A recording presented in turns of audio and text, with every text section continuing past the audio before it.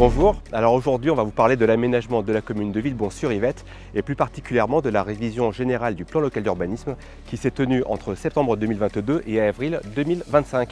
C'est parti, on vous raconte tout. À travers cette révision générale du plan local d'urbanisme, nous avons souhaité poursuivre plusieurs grands axes stratégiques.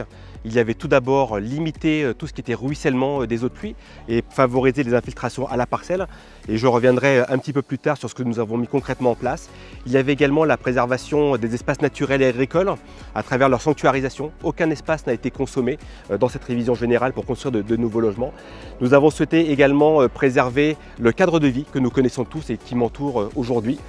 Et puis, bien évidemment, nous avons, à travers cette révision, également répondu à nos obligations de production de logements pour construire les parcours résidentiels et que chacun puisse trouver à se loger sur la commune. Mais nous avons également un dernier objectif qui était de renforcer l'économie locale avec toute la partie développement économique sur le plateau de Courtabœuf. Pour cette révision générale, nous avons fait une concertation la plus large que nous ayons pu avec 3 réunions préalables avant le lancement même de la procédure, une enquête en ligne. Nous avons fait ensuite une enquête publique, nous avons réalisé également des réunions, des ateliers participatifs, une balade urbaine à vélo également a été réalisée.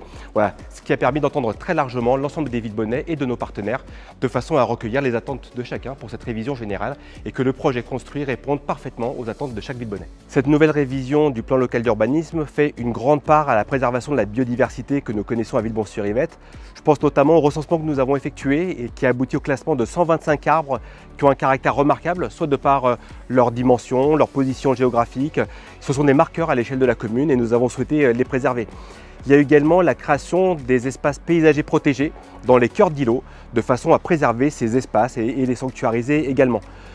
Dans les constructions nouvelles, dans la partie résidentielle, il y aura l'obligation d'avoir 40% d'espace de pleine terre contre 10% dans le plan local d'urbanisme actuel.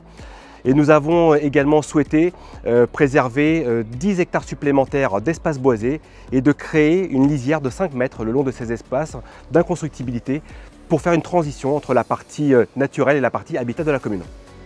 Au-delà de la préservation du cadre de vie dont nous avons voulu faire un marqueur fort de cette révision générale du plan local de l'urbanisme, il y a l'obligation qui est faite à chacune des communes en Île-de-France de produire et d'accompagner la démarche en matière de production de logements pour répondre aux besoins des habitants de la région de l'Île-de-France.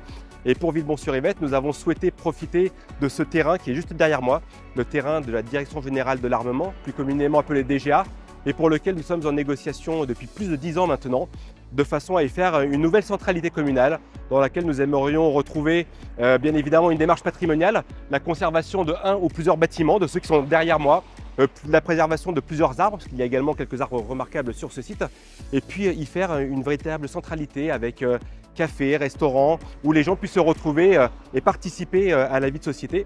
Et bien évidemment, lorsque nous aurons acquis la maîtrise foncière de ce terrain, nous organiserons une très large concertation, comme je m'y suis engagé depuis plusieurs mois maintenant. L'adoption d'un plan local d'urbanisme, c'est avant tout la recherche d'un équilibre entre les espaces naturels, les espaces agricoles, la partie habitat, et au sein de la partie habitat, un équilibre également entre de l'habitat collectif, de l'habitat individuel, du logement social.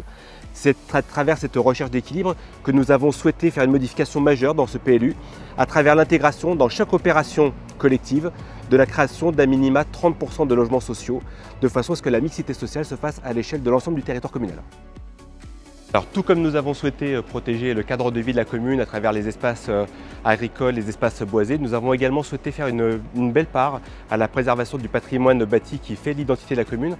Je pense notamment aux cours maraîchères, à certaines demeures en meulière ou bien des cours pavés traditionnels qui font l'image de ces cours maraîchères historiques de la commune et qui sont aujourd'hui classés et qui ne peuvent plus être démolis, mais simplement être rénovés à l'identique en matière d'ornement, de façade, de façon à garder cette image de manière intemporelle.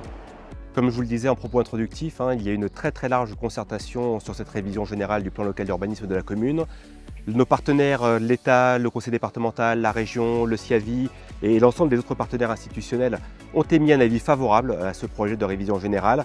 Et le commissaire enquêteur a également émis un avis favorable avec quelques recommandations dont nous avons tenu compte dans la version finale. Voilà, en conclusion, je voudrais vraiment vous dire que ce n'est pas le PLU de l'équipe municipale, c'est vraiment notre PLU collectif. Nous l'avons travaillé ensemble et je suis très fier du travail accompli et je tenais vraiment à remercier tous ceux qui y ont participé.